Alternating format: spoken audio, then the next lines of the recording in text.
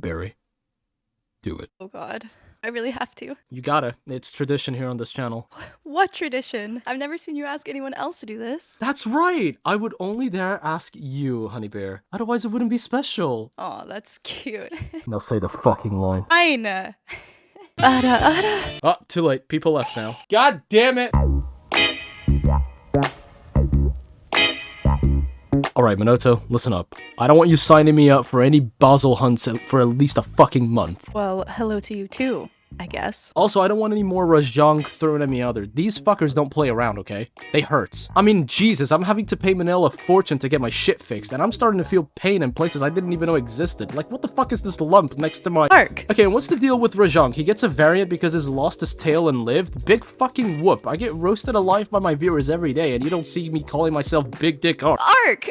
Shut up! Yes, ma'am. Just give me the papers and I'll sort this out for you. You're on standby anyway, so go relax and stop thinking about pigeons and monkeys. You're the boss, Minato. Oh, by the way, do you happen to know where your beautiful sister is? Oh my god. Hinoa went over to Elgado. What? Why? I thought she was on holiday. Exactly! She's lived in Kamura all her life. She's gone off to enjoy some of the sights in the kingdom. Now, if you would excuse me, get out! This is the second time Minoto kicks me out of the hub. This week. Anyway, I guess Kamura and Elgado do have a lot of differences, eh? Now, which one is my favorite? You! Hello there, and welcome to another fantastic video. Kamura and Elgado. These are the two lovely places we get to call home during our time with Rise and Sunbreak. Today I'm here to compare which one I like the most. Now, a sane individual would perhaps compare them in terms of utility, like the item box placements or how far is the smithy from the canteen. However, this is an ARC video, so I have to turn this analysis into the most useless thing possible, starting with the boats. Elgado has those Giga Chad ships. I mean, goddamn, what is this abomination Gallius had cooked up? Like, look at them. They're so tall and mighty, and the fact that in Elgado you can actually just kind of sit inside of one and kind of sit on top of it as well, even though there's not much going on here. I mean, it's pretty cool. I mean, you know, you don't get to do this every day. Meanwhile, in Kamura, we have yeah,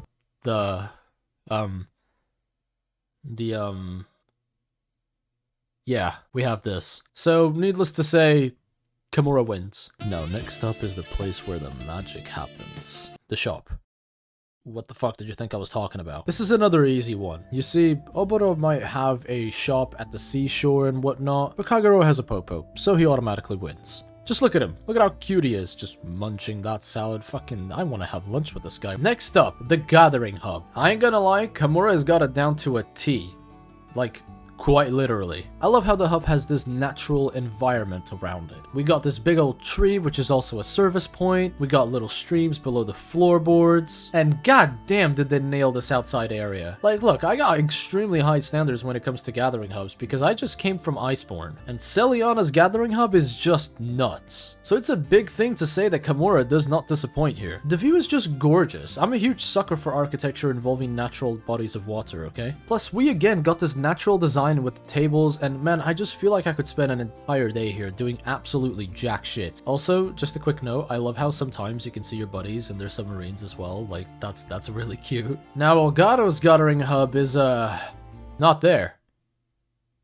Now, for the crew, the gang, or the boys, if you will, this is where things get a bit difficult because we have really good picks on both sides. Elgado has a nice range of these badass knights all over. I just love how the main cast can always look busy, which helps reinforce the whole in progress vibe around Elgado. I also appreciate how they have different uniforms to emphasize their ranks and such. Now, I'm gonna put this here because I don't know where else to put it. Fuck this guy. This motherfucker walks across every single shot I try to set up in Elgado. Capcom, did you purposely do this to fuck with me? It doesn't matter where I am, he will always show up midway through recording just to ruin the whole goddamn thing.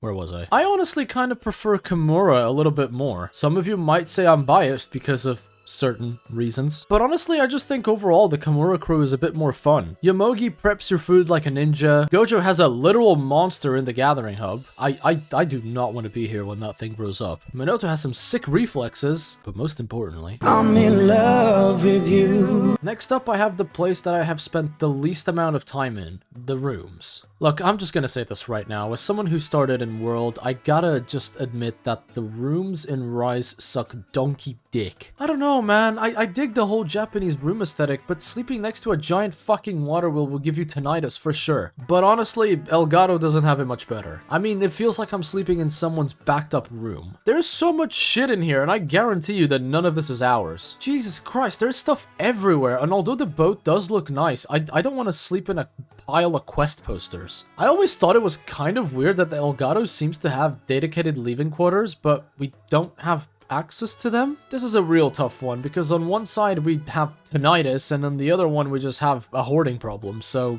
I guess I'll give it to Elgado, purely because I guess in this one we have an actual bed, so yeah. Last but not least, the overall theme. Kamura is a dedicated little ancient town with a really cool workforce. These guys pride themselves on their crafting, their doggos, and their familiar environment. The crew here all feels like a big family. It seems like a place where everyone knows everyone and not an awful lot happens. It's very relaxing, and I visit it very frequently to take in some of that peaceful atmosphere. With Elgado, we're experiencing a more western feudal era. The outpost has seen better days, and it nails a busy, sort of in-progress setup. I mean, this place is not meant to be comfortable, it's just a key position to defeat Geismagorn. It was never meant to look pretty, but rather it was meant to be functional. However, I still get a little confused. The plaza has a massive open space, which seems to have been a courtyard of sorts back in its glory days. I think it serves as a reality check because it joins what's left of the old fort with the makeshift port that they've made. I am slightly put off by the fact that there is more to see in Kamura than there is in Elgado. Like, boy, you better open up those fucking gates before I wake up and choose violence. Now, to announce which one of these lovely places is the winner, none of them.